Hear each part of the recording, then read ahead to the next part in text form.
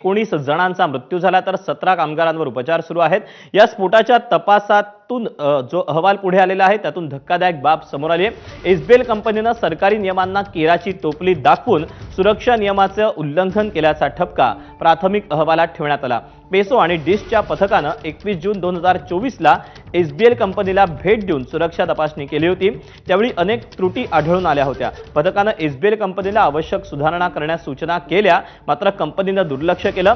जर त्यावेळी कंपनीने पावलं उचलली असती तर 19 कामगारांना कदाचित जीव गमवावा लागला नसता।